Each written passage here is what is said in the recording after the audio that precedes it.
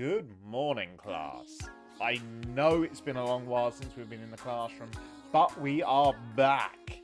And what a good day to come back to. So, for those that did not notice or have been living under a rock since yesterday, they announced that we are getting 2 new Stride Decksets in Japan come September. Obviously, looking to be usually following the usual 2-month follow-on English November.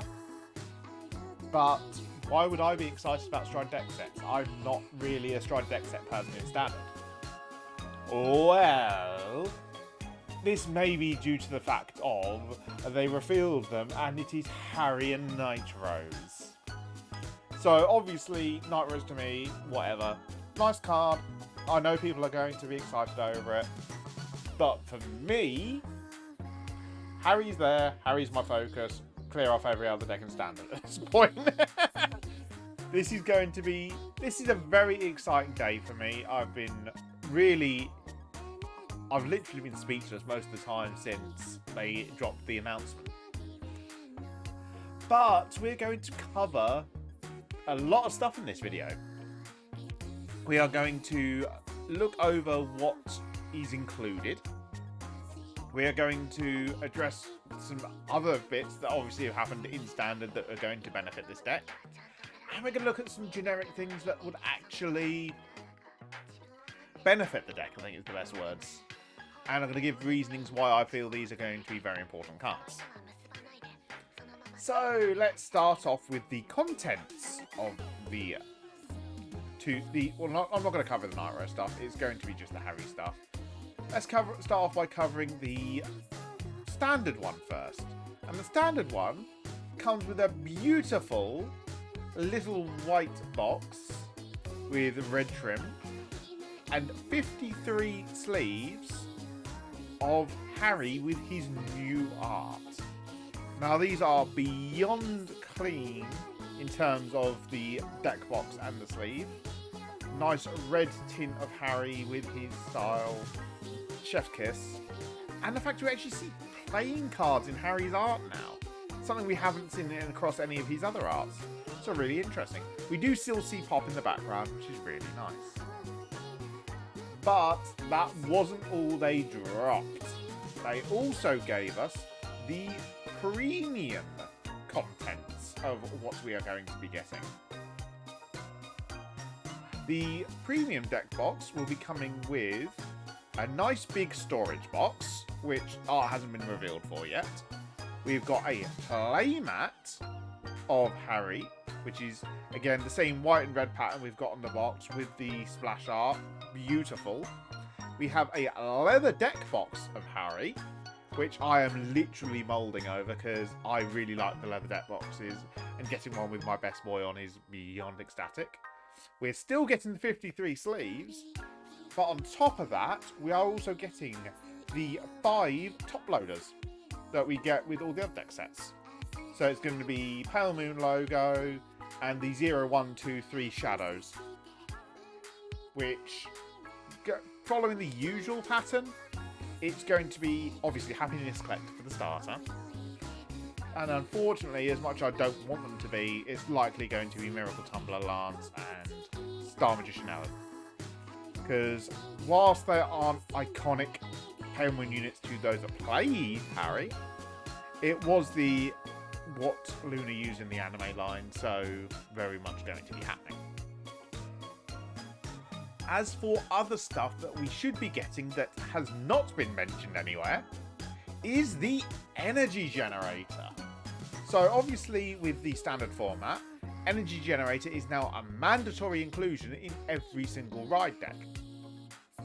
So for this to be a Standard product legal out of the box, they do have to include the energy generator.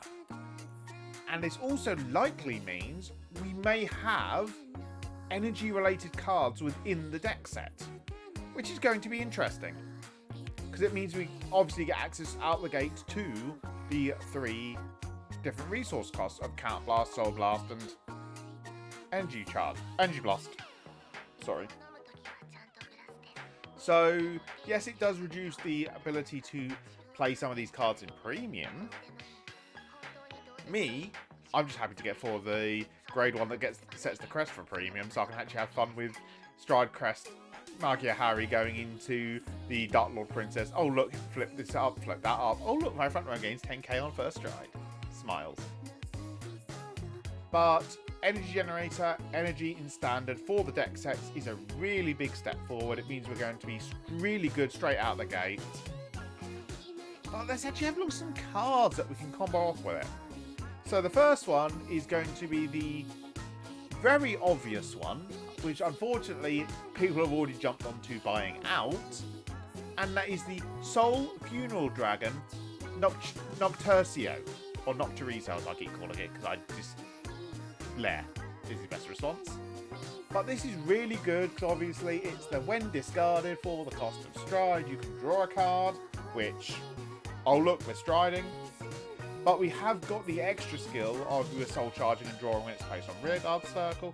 And obviously if we get it into soul with something like Palisade Performer, after we've strode, we can then move it in and out of the soul. We've obviously got one of the other cards that we'll discuss further with down that really works with it. So could be really, the Nocturcio is going to be mandatory for the deck. Maybe looking at about 2-3 copies, not too sure yet. Next card to look at is another beautiful generic from the old Wildress era, and that is the Purple Jeweled Beast Almathis. So the reason I've put this down is because obviously, yes, it's the nice simple 20k shield, but we can also use it as emergency counter charge. We don't know obviously yet if there's going to be counter blast issues or counter charge generically within the deck. We won't know that till they touch reveals down the line. But it is a good idea to grab your Almathis 1, maybe 2, whilst you can, because they will likely jump up as they become more, because it's defensive mechanic, and as we are moving into the Divines format, more defensive mechanics are actually becoming viable, because we've got bigger shields, cards that draw more, so it's being a big shield is very good to have. Now, the next card is one of the ones I was talking about in terms of Nocturcio, and that is the Steam Performer Touche. So obviously Touche was brought out a long while back, aimed for use with Lukier to get either the counter charger for Lukier or the Gather Upon Me, not Gather Upon Me, that's Zorga's Order, the Hurry and Join My Loyal Servants. Because obviously what Touche did was when she was put into soul from anywhere, you could bind her, search your deck or drop for a grade 3 to put into your soul instead. So obviously this is going to be really good because obviously we can combo with this with the end phase Magia that we're going to have, because obviously Harri is going to be Magia based. So we can combo off, put this into soul, end of the turn, then use it to set up a Nocturizo for the following turn for when we stride back on top of Harri again.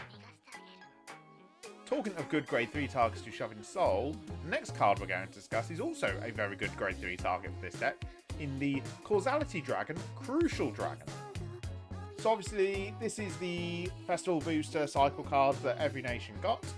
So we've got the basic, if your opponent hit a trigger this turn, either gains 10k power, 10k shield. And it's got the secondary skill of grade 1 or higher guard negation by binding the OT, or when it's unboosted, putting the unit behind this into soul to retire on your opponent's rear guards.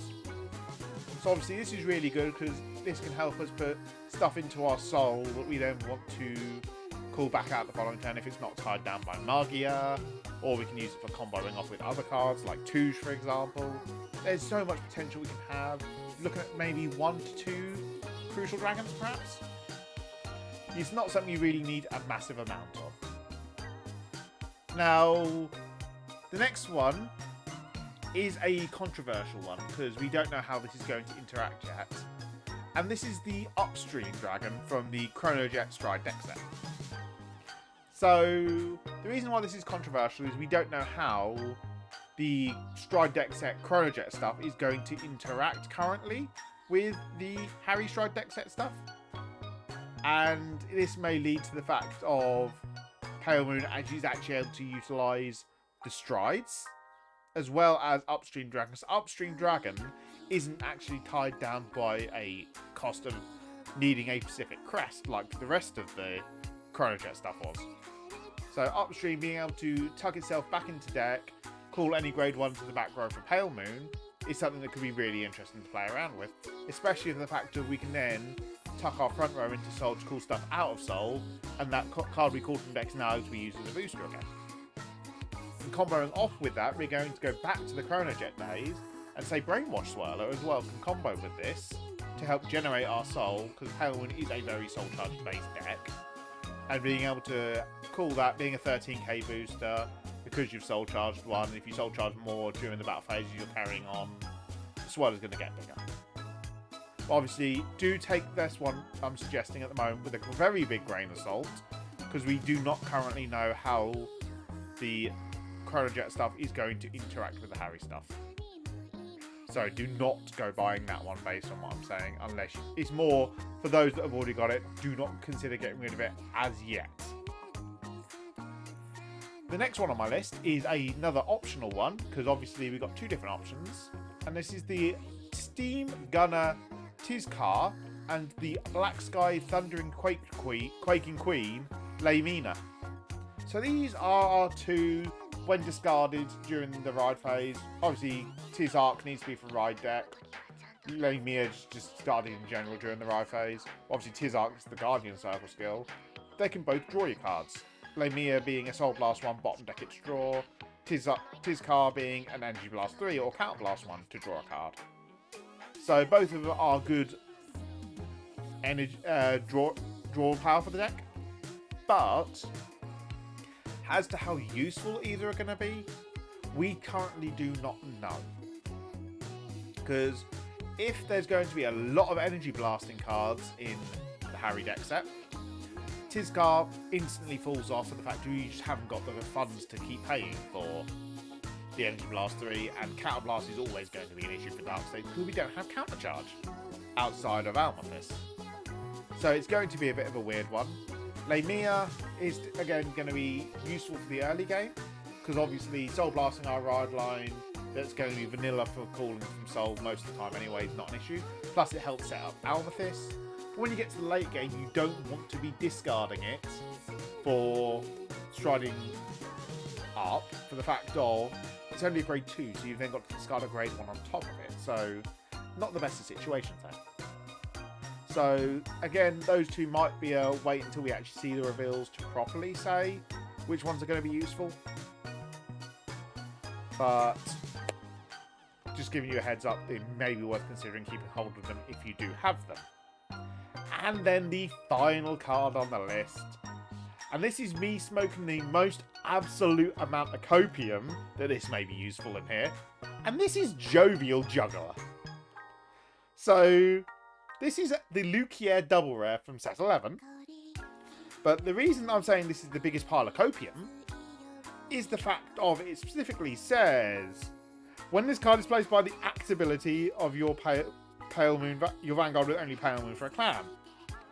So unless the Strides have an act ability, this card isn't useful. But if we do get an act one, this lets us call multiple things out off the act. If it's multiple call, if it's only one, call other stuff down, use their own places, then use the act to call Jovial Juggler. Jovial Juggler can then slide it back into Soul again, and either call it out straight away again to get the act off, or put something into Soul, call something else out that there's the in Soul case of an auto at a later date. It's massively pile of copium. Do not take my word on it. I just want it to be playable because I've got 4 FRs that are collecting dust. Because it's a really beautiful card, but where Lukier is currently, it's just, I can't justify playing it because it's just been so long since the deck actually had support. Although, with yesterday's card of day reveal being Maelstrom, we should be seeing something for Lukier in set 3, but I'm saving up. I'll talk about that at a later date for a different video. This is all about Harri. And talking of Lukier though, one other card I do want to add that you may want to use is the Silverthorn Rising Dragon. Can't use the power gain skill because obviously we don't have Lukier Vanguard, but you can do the on-place card from hand to Soul draw a card if you want to.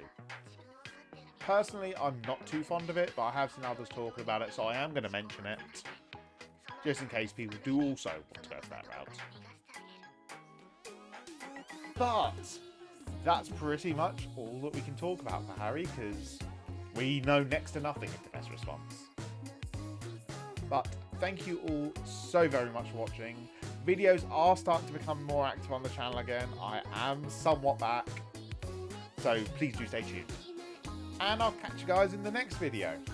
Bye bye!